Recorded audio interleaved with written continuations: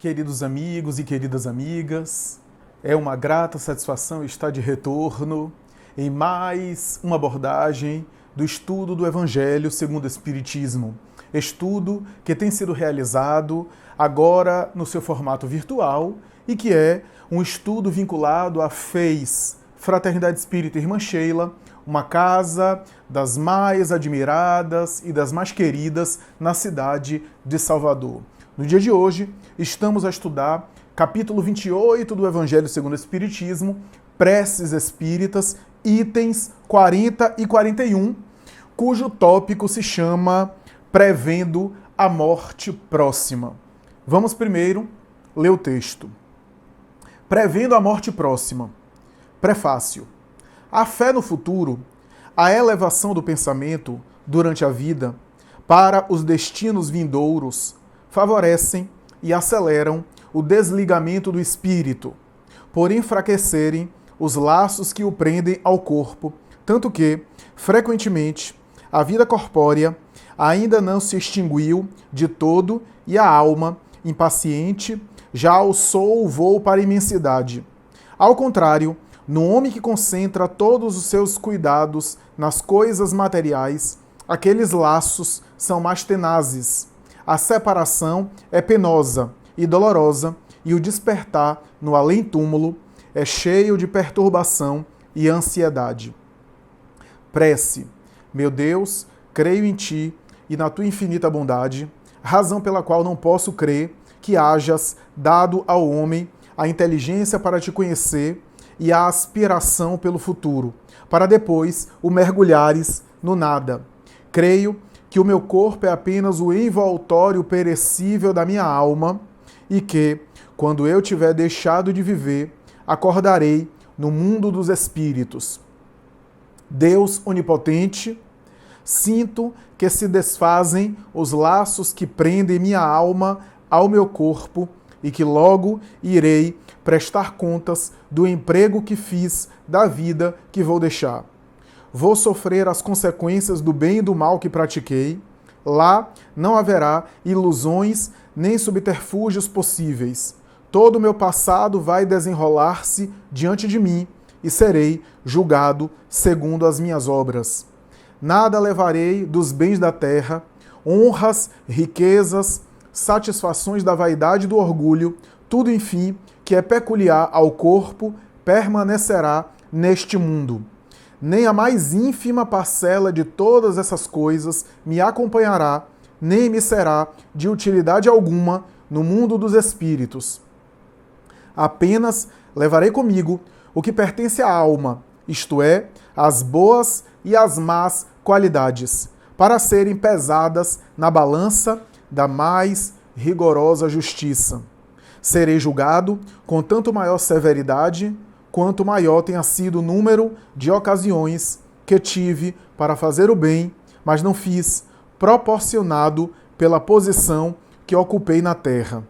Deus de misericórdia, que o meu arrependimento chegue aos teus pés, digna-te lançar sobre mim o manto da tua indulgência. Se te aprouver prolongar a minha existência, que o restante dela seja empregado em reparar, tanto quanto em mim esteja, o mal que eu tenha praticado.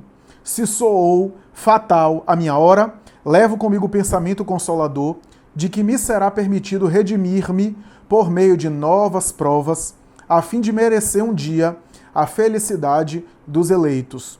Se não me for dado gozar imediatamente dessa felicidade, sem mescla, partilhada tão só pelos justos por excelência, sei que a esperança não me está perdida para sempre e que, pelo trabalho, alcançarei o fim, mais cedo ou mais tarde, conforme os meus esforços. Sei que os espíritos bons e o meu anjo da guarda estão perto de mim para me receberem. Logo os verei como eles me veem. Sei que encontrarei de novo aqueles a quem amei na terra, se o tiver merecido, e que aqueles que aqui deixo virão juntar-se a mim, que um dia estaremos todos reunidos para sempre e que, enquanto esse dia não chegar, poderei vir visitá-los. Sei também que vou encontrar aqueles a quem ofendi, que eles possam perdoar-me tudo quanto poderiam censurar em mim, o meu orgulho, a minha dureza, minhas injustiças, a fim de que a presença deles não me mate de vergonha. Perdoo aos que me fizeram ou quiseram fazer o mal na terra. Não alimento nenhum rancor contra eles e peço-te, meu Deus, que lhes perdoes. Senhor, dá-me forças para deixar, sem pesar, os prazeres grosseiros deste mundo, que nada representam diante das alegrias puras do mundo onde vou penetrar. Nele não há mais tormentos para o justo, nem sofrimentos, nem misérias. Só o culpado sofre, embora sempre lhe reste a esperança. A vós, espíritos bons, e a ti, meu anjo da guarda, não me deixes cair nesse momento supremo. Fazei que a luz divina brilhe aos meus olhos, a fim de que a minha fé se reanime, se vier a abalar-se. No dia 22 de março de 1832, um dos grandes gênios da literatura, considerado o maior gênio da literatura germânica, refiro-me ao Wolfgang Goethe. Esse homem admirável, autor de Das Werthers, do Fausto e de tantas outras obras, estava agonizando.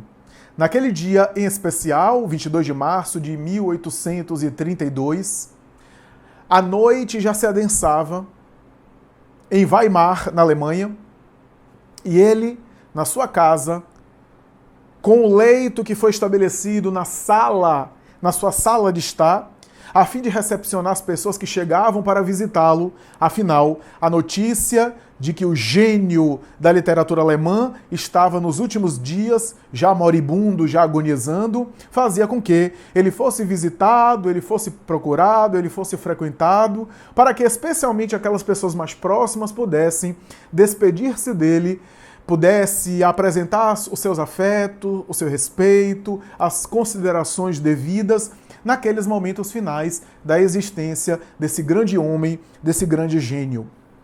Então, é nesse instante, é nesse cenário que Goethe recebe as pessoas de maneira recorrente, de maneira reiterada, e em determinado momento, determinado instante, ele exclama para alguém a seguinte expressão: Merlir, Merlir, mais luz. As pessoas, especialmente os auxiliares e os devotados amigos dele, começaram a correr na direção da cortina, a fim de abrir, por exemplo, as cortinas, a fim de projetar mais luz, mais claridade, a claridade da lua, para poder, de alguma forma, dar mais luminosidade àquela sala que estava iluminada à luz de velas. Mas a verdade é que Goethe continuava exclamando Merlir, Merlir.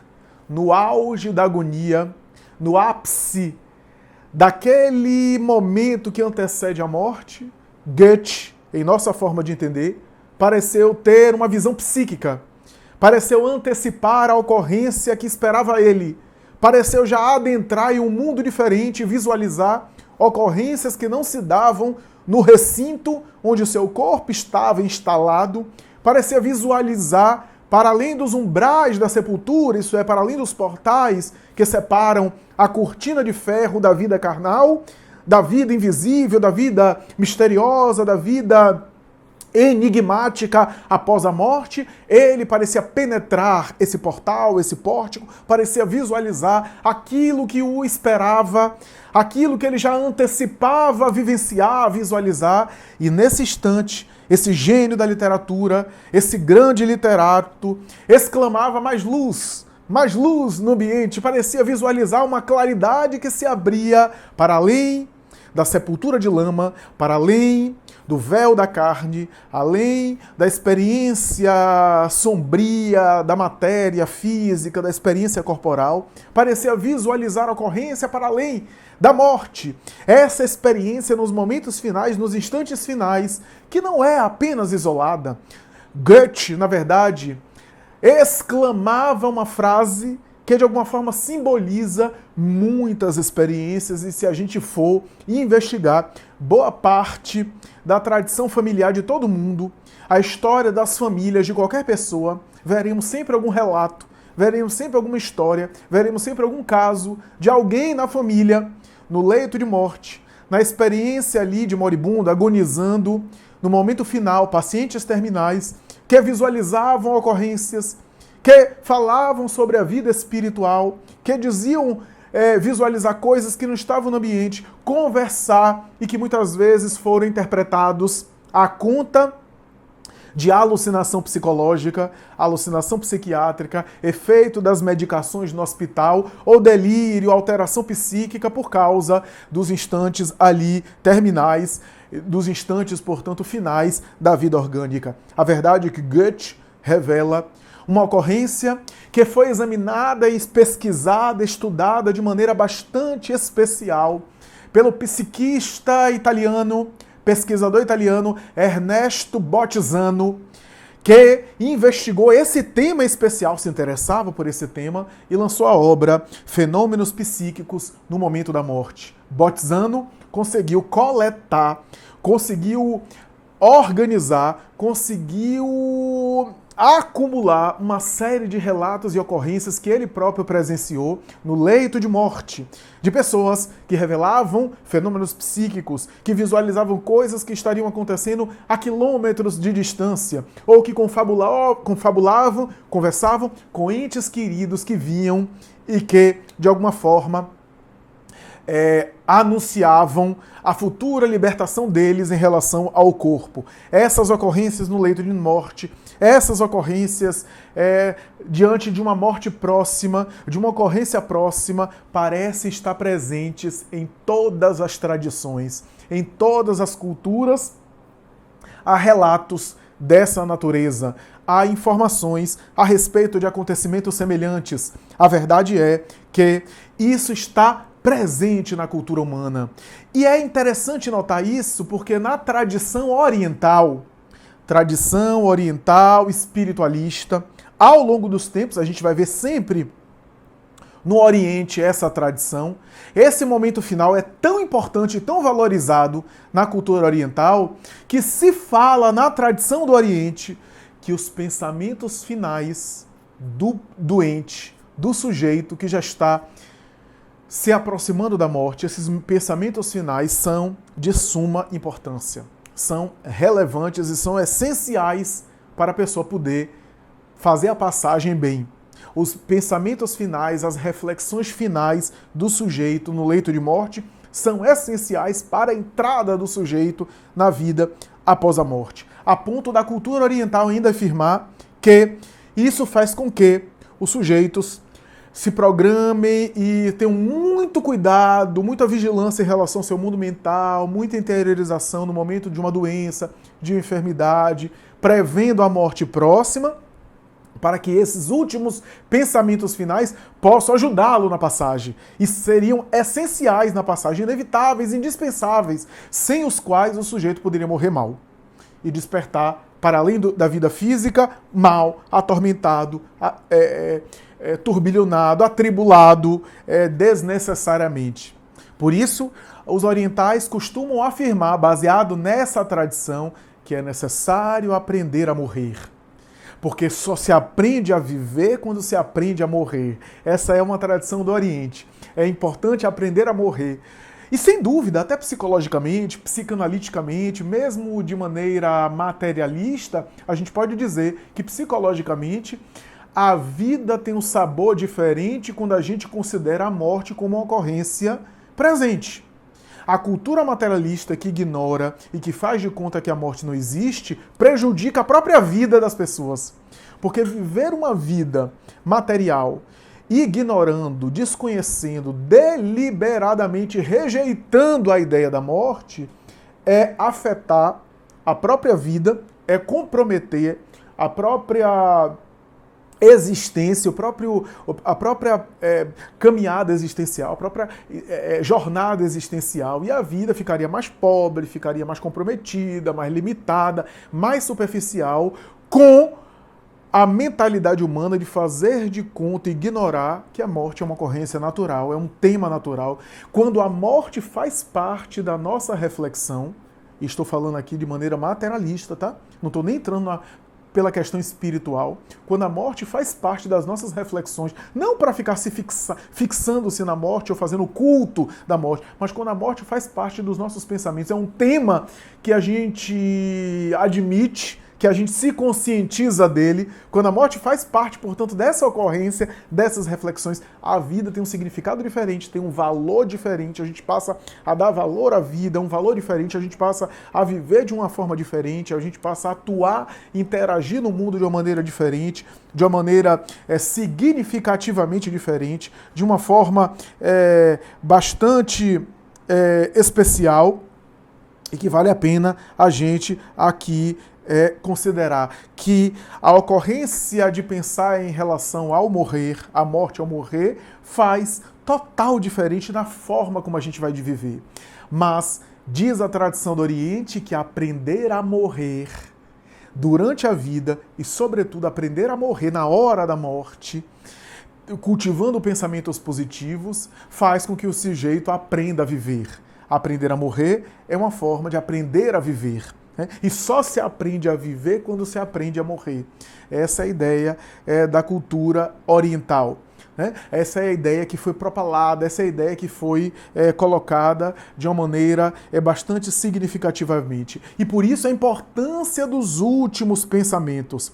A importância dos pensamentos finais em que o sujeito deveria pensar positivamente, deveria se fixar em coisas positivas, já que se ele se fixasse em muita tristeza, em muitas ocorrências, ele faria uma atmosfera, uma aura negativa e de alguma forma despertaria após a morte nessa aura negativa, e isso faria toda a diferença no seu céu ou inferno. Tradição do Oriente nem sempre usa essas expressões mais ocidentais, céu e inferno, mas na sua bem-aventurança, na sua plenitude ou na ausência de paz. E isso, de alguma forma, foi tão forte que toda uma cultura do Oriente foi estabelecida em cima do momento final.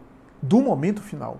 E claro, no Ocidente a gente tem isso. A confissão final do morto, ou melhor, do moribundo, do agonizante no momento final antes de morrer.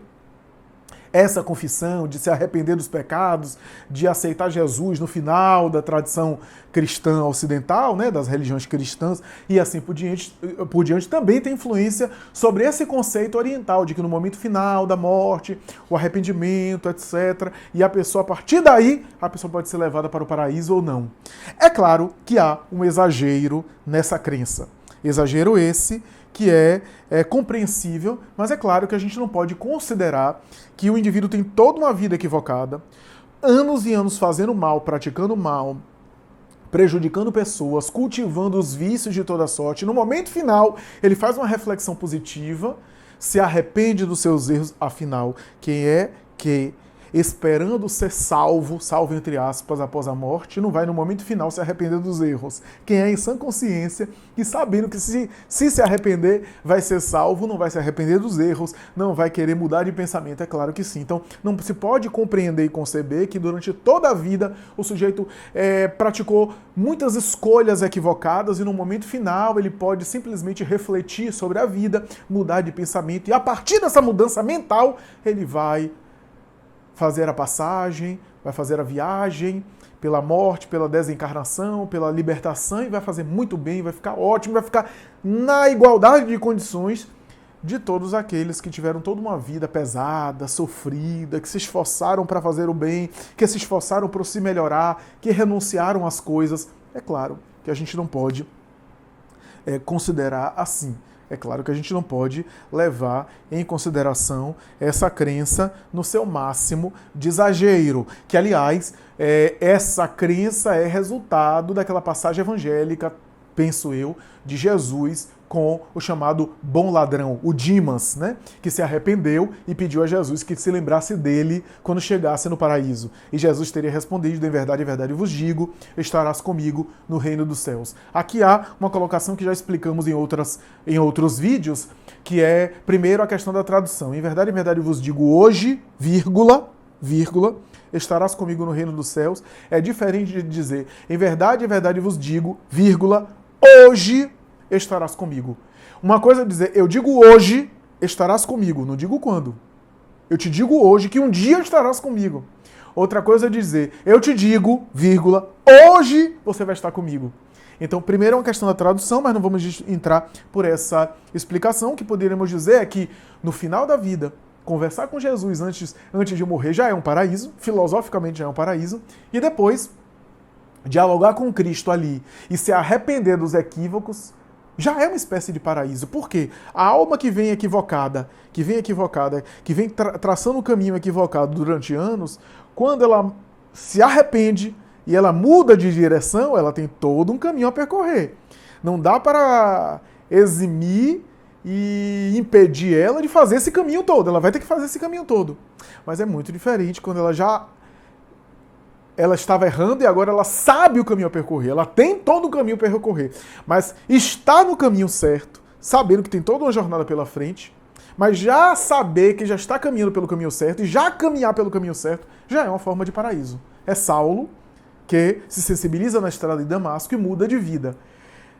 Agora, para resgatar tudo que ele havia feito, corrigir tudo, diz Emmanuel, em Paulo Estevão, ele teve anos para se aproximar do Cristo, anos se burilando, melhorando, etc. Mas já se dá conta que agora ele estava no caminho certo, apesar de todo o caminho a percorrer, já é uma espécie de paraíso. Então se pegou isso para falar do arrependimento, etc., o que é, aliás, muito bom. Tem um fundo de verdade. A ideia do arrependimento no momento final, a ideia das reflexões no momento final são de suma importância e a tradição do Oriente está certa.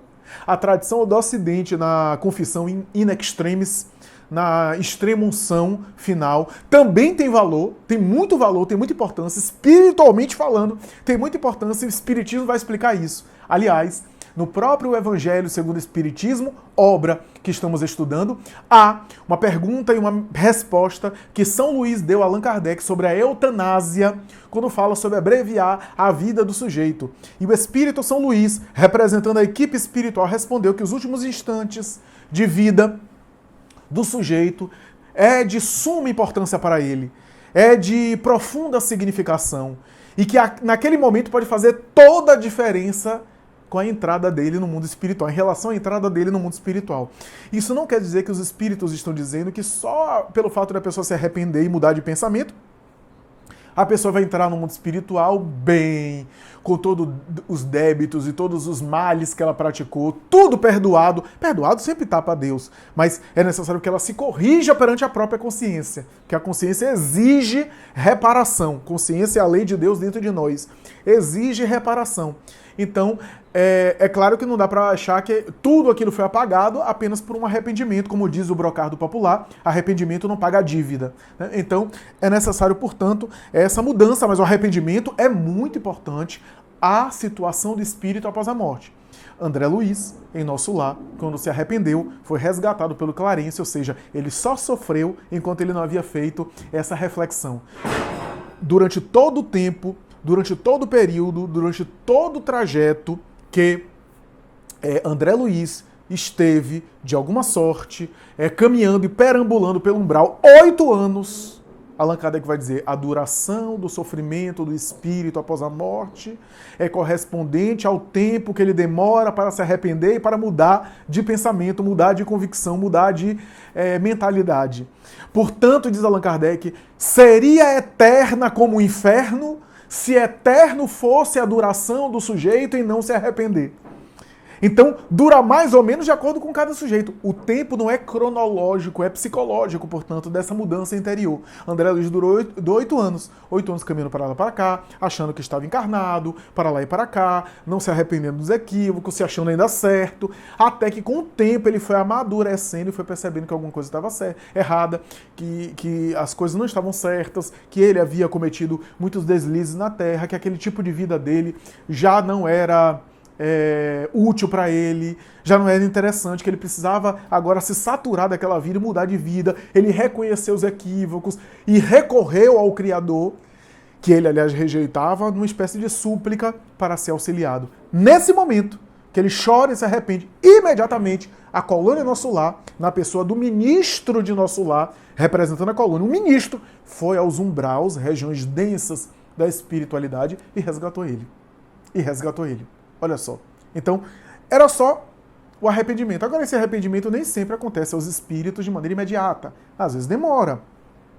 Depende da materialidade, depende do apego, depende do tipo de ilusão que o encarnado cultivou e aí passando na condição de desencarnado, levando essa bagagem. Então o Espiritismo explica que o arrependimento, a reflexão é muito positivo. Imagine se André Luiz, no leito de morte, tivesse toda aquela reflexão e pudesse, de alguma forma, revisar o seu modo de vida, revisitar o estilo de vida. Ele ficou no leito, ele teve uma doença, ele lutou com a doença, mas infelizmente ele não aproveitou esses momentos finais, esses momentos últimos. Por isso que o Espiritismo é contra a eutanásia e os espíritos se colocam contra a eutanásia, porque esses momentos finais têm grande importância, portanto baseado também na tradição oriental, e o Espiritismo explica a tradição oriental a partir do momento que explica a eutanásia.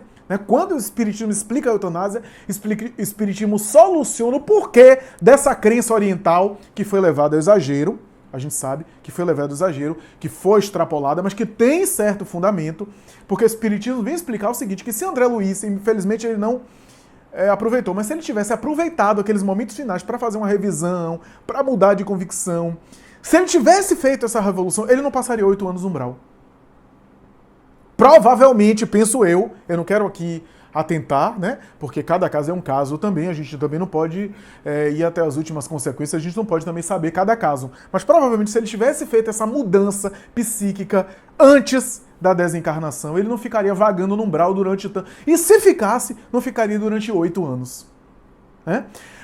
Não significa dizer que essa reflexão que ele fizesse iria apagar os equívocos dele, afinal, ele se excedeu na bebida alcoólica, era tabagista, se excedeu no sexo desorganizado, né, uma vida promíscua, né, se permitiu tudo que é tipo de excessos, né, magoou gente, prejudicou pessoas, foi autoritário e inflexível com algumas pessoas. Então, é claro, esse tipo de coisa, esses débitos ficariam com ele, inevitavelmente, como responsabilidade espiritual que ele ia ter que dar conta futuramente.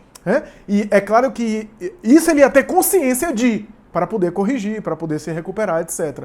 Mas é claro que faria muita diferença ficar vagando 8 anos, né? Porque quando ele foi resgatado depois dos 8 anos, os débitos também não foram eliminados. Os débitos continuaram. Mas agora ele não estava vagando, não estava por aí, sendo inclusive assediado, atacado por entidades grosseiras e infelizes que procuravam perturbá-lo nessa caminhada, né? Então, é essa a questão do arrependimento.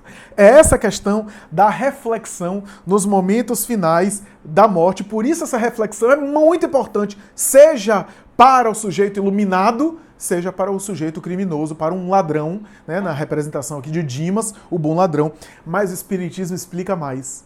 O Espiritismo vem dizer também que muitas vezes, e é o caso de André Luiz, os últimos pensamentos e as últimas reflexões que o sujeito tem antes de morrer, as reflexões que ele tem, que ele se permite antes de morrer, já é consequência, já é fruto de toda a vida que o encarnado se permitiu.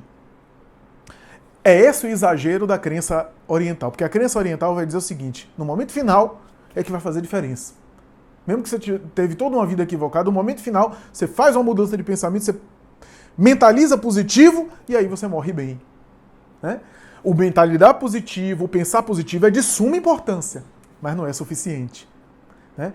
Ademais, como eu estou dizendo aqui, o Espiritismo vem explicar que muitas vezes esses últimos pensamentos que o sujeito tem, afinal nem sempre é fácil mudar de pensamento, quem está me ouvindo sabe o que eu estou falando, nem sempre é simples modificar uma paisagem mental, porque às vezes eu posso até modificar momentaneamente, mas aí eu volto em hábitos anteriores, porque esses hábitos anteriores já são consequência de coisas que foram construídas ao longo da vida do sujeito, nesta ou em outras encarnações. Os últimos pensamentos do sujeito no leito de morte, muitas vezes é efeito, é consequência do tipo de vida que ele se permitiu durante toda a encarnação, ou por que não dizer, as atitudes. Olha só que esse é um dos segredos, digamos assim, segredos aqui no bom sentido, não no sentido de mistério, de dogma reservado a só uma casta, porque o Espiritismo não tem isso, está acessível para todo mundo, mas esse é um dos grandes pontos, um dos grandes conteúdos, é um dos temas de relevância, de importância quando a gente estuda e lê o Evangelho segundo o Espiritismo. O Evangelho segundo o Espiritismo vai se centralizar no comportamento, na conduta, e não no pensamento. Por quê? Porque o comportamento, muitas vezes, é causa dos pensamentos. Pensamentos esses que, por sua vez, vai ser causa de outros comportamentos. O que é que eu quero dizer com isso? Eu quero dizer o seguinte, que quase sempre a gente pensa que aquilo que a gente pensa gera aquilo que a gente se comporta, né? A depender daquilo que a gente cultiva em termos mentais, aquilo que a gente cultiva em termos psíquicos, vai produzir uma forma de se comportar em termos de atitude, de ação. Isso é verdade. Mas, do ponto de vista mais profundo da doutrina espírita, o que a doutrina espírita explica é que muitas vezes o nosso modo estrutural de pensar, aquele modo mais offline, aquele modo mais convencional, mais predominante de pensar, né? Aquele conteúdo mais inconsciente, né? Porque tem um modo nosso em stand-by que a gente está pensando, né? Que é aquilo que a Emmanuel chama de pensamento na obra Pensamento e Vida, não é só uma ideia que surge na minha cabeça ou a ideia que eu escolho, mas aquilo que é predominante, que mesmo quando a gente não se dá conta, a gente está pensando, né? Então, isso daí, esse pensamento mais offline, esse pensamento mais inconsciente, isso daí é resultado daquilo que eu fiz de mim mesmo. A cada um segundo suas obras, como disse Jesus. Então, a gente pensa sempre o seguinte, o que eu penso gera o comportamento. O Espiritismo vem alterar um pouco isso. Aquilo que eu penso de maneira, assim, automática, de uma forma mais, assim, predominante, já é consequência e não causa. É consequência do comportamento que eu me permiti ao longo das épocas, dos hábitos que eu fui cultivando nessa ou em outra encarnação. E que me faz pensar dessa forma. Então, o pensamento que eu estou tendo hoje, pensamento aqui no sentido predominante, os pensamentos, os hábitos mentais que predominam em mim, é consequência de comportamentos, que gerou pensamentos. Agora, o esforço que eu faço para pensar diferente vai fazer eu me comportar de uma forma diferente para alterar esses hábitos. Então, pensamento e comportamento se tornam tanto causa como efeito. Eles ficam alternando de posição, alternando de papel. E eu sei que está confuso, pode estar confuso, né? Pode estar até um pouco confuso, um pouco estranho, um pouco diferente, mas e um pouco talvez heterodoxo, mas é importante a gente entender isso, é importante a gente compreender esse tema, para a gente entender o que a gente está dizendo. Quando Jesus fala cada um segundo suas obras, quando a doutrina espírita faz apologia do serviço ao próximo, do trabalho ao próximo, é porque às vezes tem realidades mentais nossas que foram construídas há séculos que a gente não vai mudar de uma hora para outra. O esforço mental que a gente faz em mudar, e a prece é um recurso desse, é uma das ferramentas que a gente tem, mas o serviço ao próximo vai me modificando, vai nos transformando mentalmente, interiormente, etc. E a gente vai pensando melhor, sentindo melhor, e aí a prece vai ajudando também a canalizar isso e assim por diante. Então, a ação do bem como trabalho e a prece como canalização dessas conquistas adquiridas, desse trabalho adquirido, né? Como potencialização daquilo que já foi conquistado. Então, essa mais ou menos a ideia que a gente tem a respeito desse conceito, dessa questão de suma importância, deveras importante, para a gente entender aqui que nós, com os nossos atos, mesmo que a gente não tenha pensamento de anjo, e o pensamento de anjo, o pensamento positivo vai ser já consequência dos hábitos. Kardec vai dizer, o mau pensamento é fruto de uma imperfeição. Então, em vez de a gente corrigir o pensamento na base da briga e do tormento psicológico, a gente tem que consertar a imperfeição para a gente pensar melhor.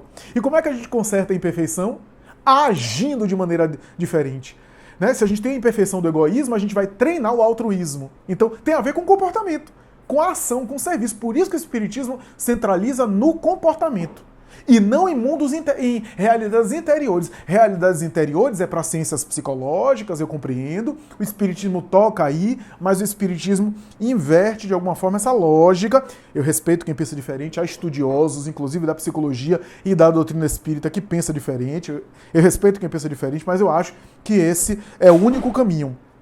E aqui eu preciso dizer o seguinte, no livro O Céu e o Inferno, Allan Kardec tem um capítulo que é considerado um capítulo fundacional, um capítulo de suma importância chamado O Passamento, em algumas traduções está A Passagem. E Allan Kardec vai dizer nesse capítulo, nesse texto, que o perispírito está vinculado ao corpo molécula a molécula, portanto está vinculado, e o perispírito obedece, está sujeito à ação mental do espírito.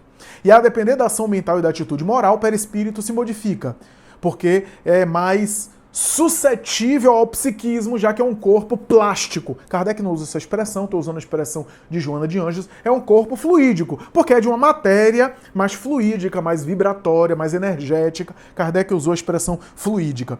Esse perispírito vinculado ao corpo pode se tornar muito denso e muito vinculado ao corpo, muito atrelado à matéria, ou mais sutil, mais livre da matéria, mais solto, mais frouxo em relação ao corpo, à expressão material. O que é que faz com que o perispírito esteja mais vinculado, mais fortalecido, mais amarrado à matéria, ou mais livre, mais solto à vida moral do sujeito? O tipo de vida moral que ele se permite ao longo da existência corpórea. Isso, de alguma forma, vai fazer com que Allan Kardec diga que o desencarnar é ao longo da vida. O sujeito pode desencarnar ao longo da vida, sem necessariamente morrer, porque morrer é deixar de funcionar organicamente. A morte é a falência dos órgãos, o corpo deixou de funcionar. Mas desencarnar é sair da carne. Há espíritos, afirma Manuel Filomeno de Miranda, espírito por Divaldo Franco, há espíritos que morrem, mas não desencarnam.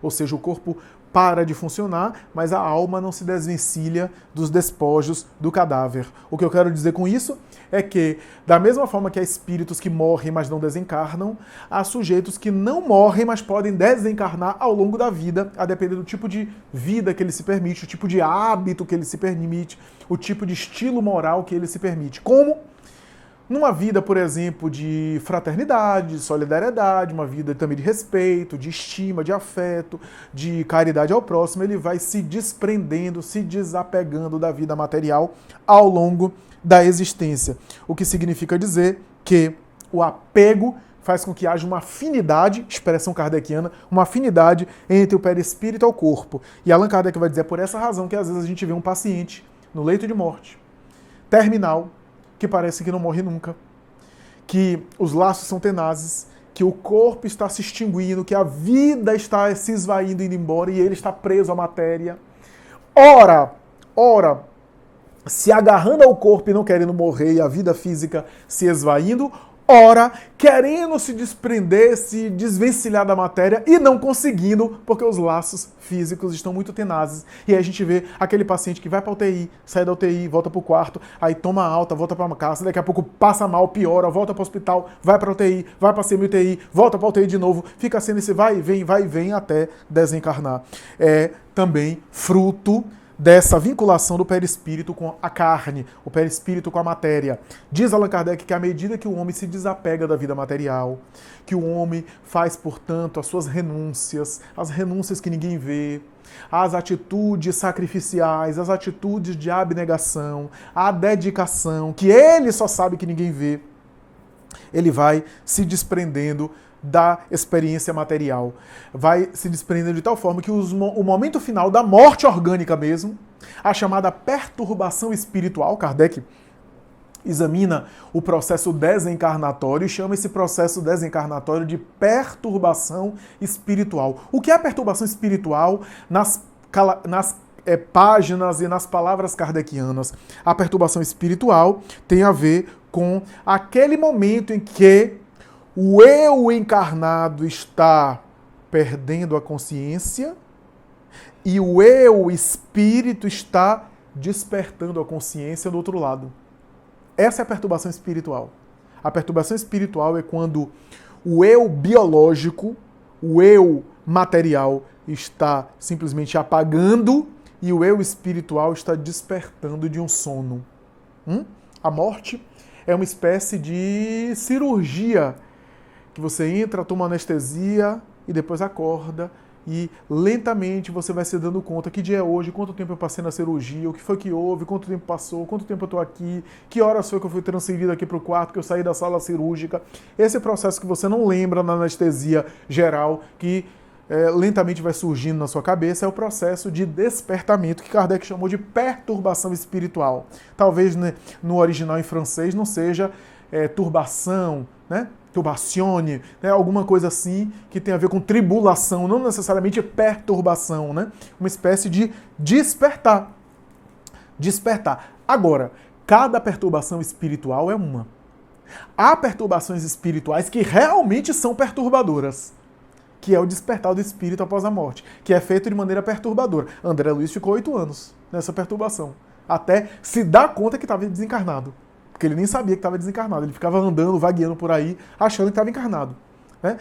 E essa perturbação, diz Allan Kardec, pode durar horas, minutos, dias, semanas, meses, anos e até séculos. Há espíritos que passam séculos nessa perturbação, a depender do tipo de vida moral, do tipo de vida mental, do tipo de vida que o sujeito se permitiu durante a sua passagem material pela Terra. Então, essa é uma ocorrência muito interessante. Qual é a perturbação espiritual de um Bezerra de Menezes? Alguns minutos ele despertou de um sono suave, e se deu conta que estava desencarnado. Né? Porque o momento, instante exato da morte física, há uma perda de consciência. Por quê? Porque o cérebro se apagando e o espírito despertando na vida espiritual. Há, portanto, aí um hiato. Há um momento que é um corte aí, né? Apaga dessa energia para depois ligar a outra energia. É mais ou menos isso. Então, qual é a perturbação espiritual de um Bezerra de Menezes, de um Francisco de Assis? É o despertar suave. Né?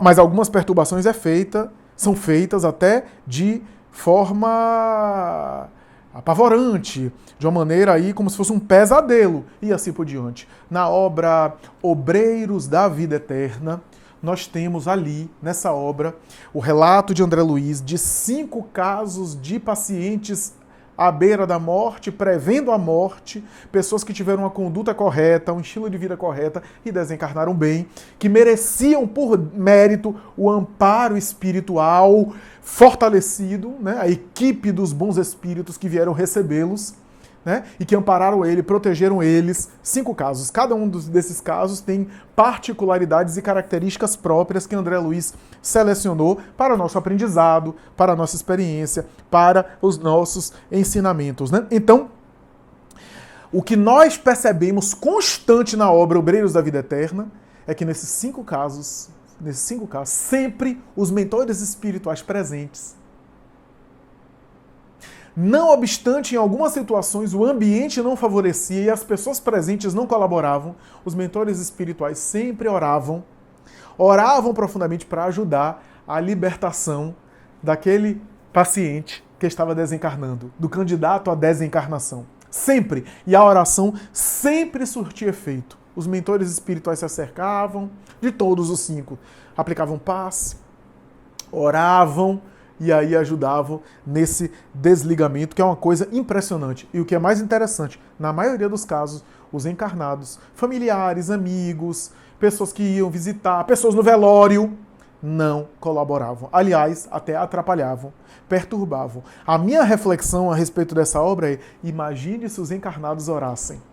Imagine se o sujeito ali orasse, né?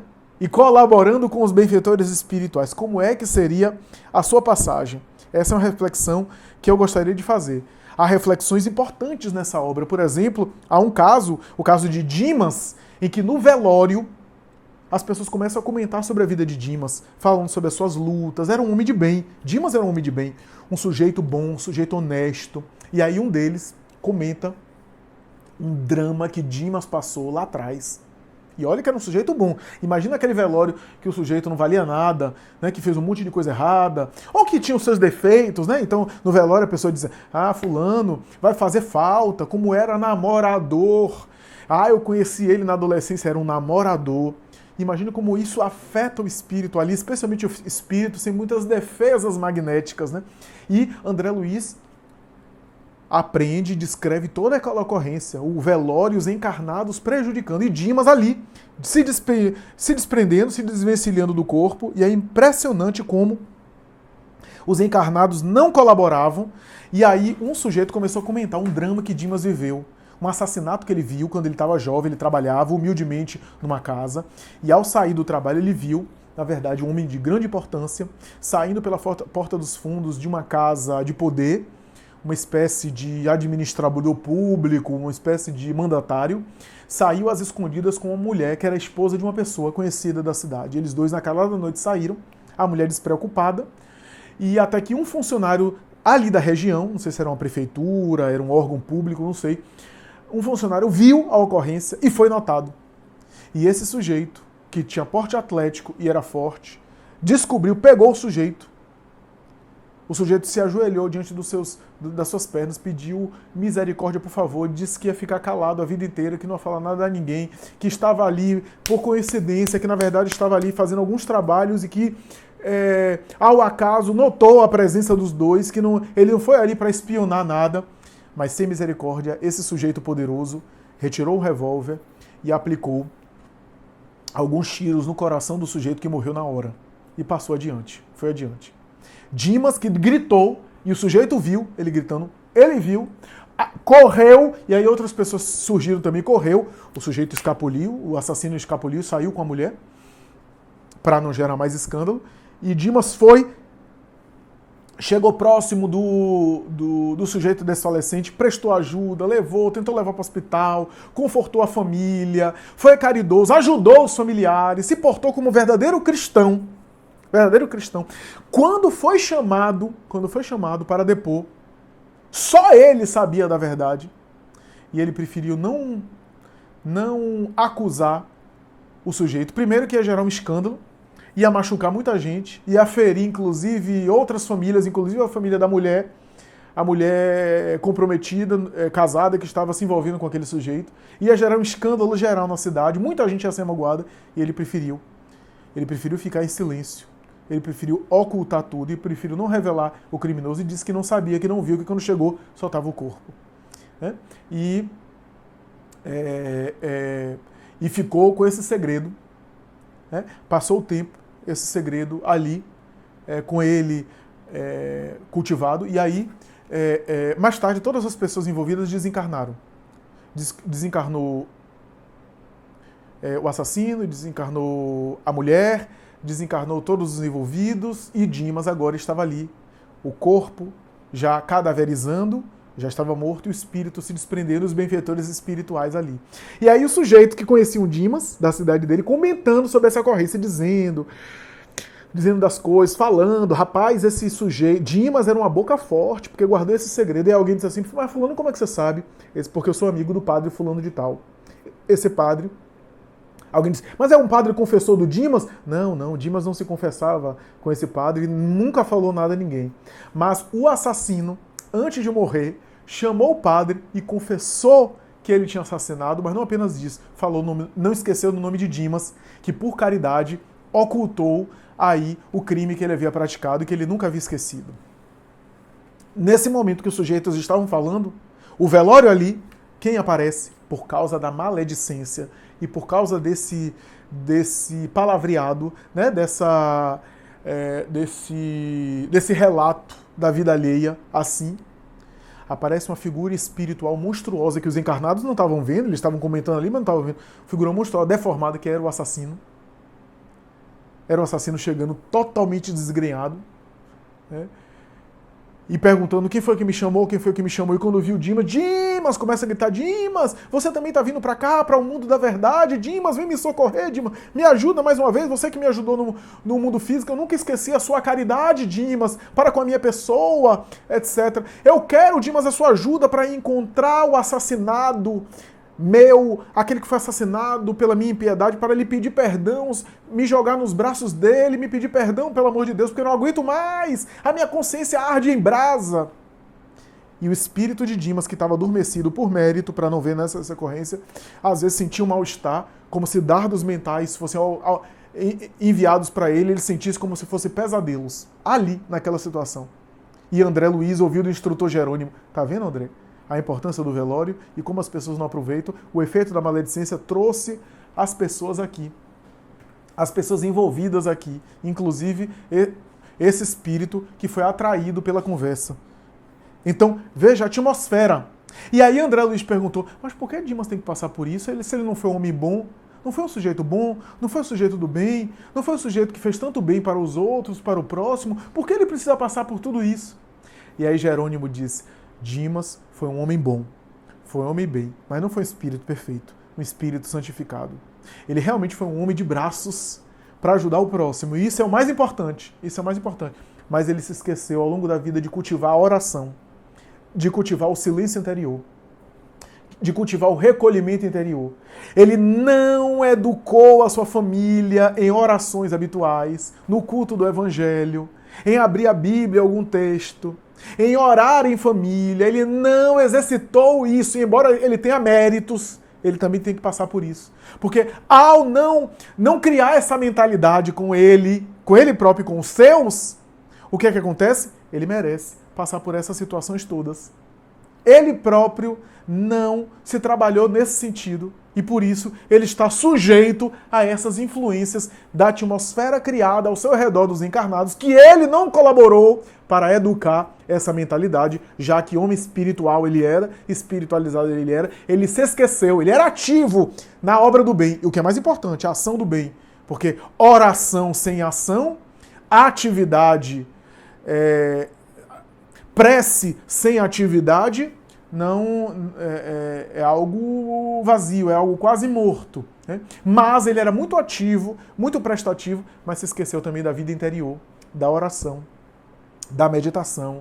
Né? E a oração com os seus, porque se ele fizesse isso, a própria família ia querer orar ali, ou algum familiar, mesmo que nem todo mundo, mas algum familiar estaria orando, e a oração de um familiar poderia blindar todo mundo ali, poderia proteger, gerar defesas magnéticas, e como o próprio Dimas não colaborou com isso, ele se fazia merecedor também de passar por essas ocorrências. Gostaria de acabar com um trecho da obra 50 anos depois, obra do Espírito Emmanuel por Chico Xavier, obra essa que fala sobre a saga de uma personagem chamada Célia, que é a protagonista da obra, um exemplo de virtude, uma referência de espiritualidade, de sublimidade, de renúncia, de atitude moral. Essa que é Célia, que vai ser o centro da obra e cujos exemplos iluminam toda uma família espiritual, sensibiliza toda uma família espiritual. E Emmanuel narra a desencarnação de Célia no momento final. Ao momento em que ela está no mosteiro, ela se torna uma espécie de religiosa, na verdade religioso, irmão Marinho, né? Ela acaba se tornando irmão Marinho, né? Eu não vou explicar aqui os motivos que levam ela a se tornar uma espécie de religioso masculino, portanto, disfarçado, né? Disfarçada de religioso, né? E passa assim na instituição religiosa o tempo todo assim, como religioso, né? Célia já estava nos momentos finais, havia algumas crianças ao redor do seu leito, crianças da obra de caridade dessa instituição, e que ela ajudou muito algumas dessas crianças, né? Fizeram-se verdadeiramente filhos dela, né? Além do horto que ela criou e dos benefícios que ela prodigalizou em relação à comunidade. Em determinado momento, ela já muito agonizante, mas muito agonizante mesmo, prevendo a morte próxima, diz mais ou menos assim a ela. Mas em face da inquietude infantil que a rodeava, ela exclamou, desejando concentrar as derradeiras energias para a prece. Olha o que a Emmanuel coloca. As derradeiras energias ela quis concentrar para a prece. E diz, filhinhos, cantem para mim. Olha só, a prece, né? A canção, a música é uma espécie de prece, né? Uma prece potencializada por melodia. E aí Emmanuel diz, entre as crianças deu-se um ligeiro tumulto quanto à escolha do hino a ser cantado. Foi então que uma pequenita lembrou que o sol se preparava para mergulhar no horizonte, fazendo sentir aos companheiros que nessa hora o irmão Marinho preferira sempre o hino do entardecer, ensinado a todos com carinho fraternal. Então, Todos, de mãos dadas, rodearam o leito no qual a enferma oferecia a Deus os seus derradeiros pensamentos, enquanto todos, os irmãos da comunidade, observavam, chorando, à distância, a cena comovedora e dolorosa. Mais alguns minutos e elevaram-se aos céus as notas cristalinas do cântico singelo. Louvado sejas, Jesus, na aurora cheia de orvalho, que traz o dia ao trabalho, em que andamos a aprender. Louvado sejas, Senhor, pela luz das horas calmas, que adormenta as nossas almas no instante do entardecer. O campo repousa em preces, o céu formoso cintila, e a nossa crença tranquila repousa no teu amor. É a hora da tua bênção, nas luzes da natureza, que nos conduz à beleza do plano consolador. É nesta hora divina que o teu amor grande e augusto dá paz à mente do justo, alívio e conforto à dor. Amado Mestre, abençoa a nossa prece singela, faze luz sobre a procela do coração pecador. Vem a nós do céu ditoso, ampara a nossa esperança, temos sede de bonança, de amor, de vida e de luz. Na tarde feita de calma, sentimos que és nosso abrigo, queremos viver contigo, vem até nós, meu Jesus. Emmanuel então continua. Célia ouvia o hino das crianças em seus últimos acordes, figurou-se-lhe que a sala humilde estava povoada de artistas inimitáveis, eram todos jovens graciosos e crianças risonhas que empunhavam flautas e harpas siderais, alaúdes e timbales divinos. Desejou contemplar os meninos da sua escola humilde e falar-lhes, mais uma vez, da sua alegria infinita, mas, ao mesmo tempo, sentiu-se rodeada de seres carinhosos que, sorridentes, lhe estendiam os braços. Ali estavam seus pais, já desencarnados, né? O venerando avô também, todos desencarnados na verdade, Nestório, Atéria, Lésio, Munácio e a figura encantadora de Ciro, o seu amado, como que envolta num péplo de neve translúcida. A um gesto da amorável entidade que nem Lúcius, Ciro avançava estendendo-lhe os braços. Era o gesto de carinho que o seu coração esperara toda a vida. Quis falar da sua felicidade e gratidão ao Senhor dos mundos, mas sentia-se exausta, como se chegasse de uma luta extenuante. Guardando-lhe a fronte nas mãos, sob a música de carinho, Ciro lhe dizia de olhos úmidos: ouve, Célia, este é um dos sublimes cantos de amor que te consagram na terra. Ela não viu que as crianças ansiosas lhe cobriam de lágrimas as mãos imóveis e alvas, abraçando ternamente o seu cadáver de neve. A um só tempo, todos os irmãos do mosteiro se lançaram comovidos para os seus despojos, ao passo que, no plano invisível, um grupo de entidades, amigas e carinhosas, conduzia, numa onda de luz e perfumes, aos páramos do infinito, aquela alma ditosa de Marte.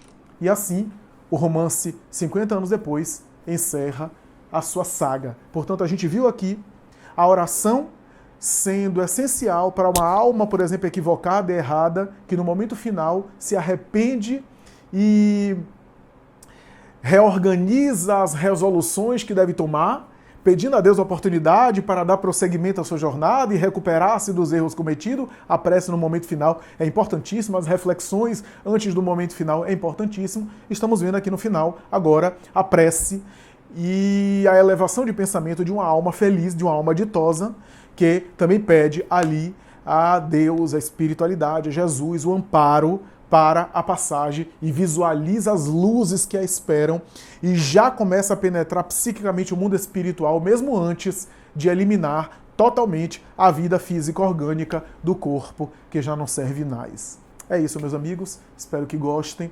Até a próxima, se Deus quiser.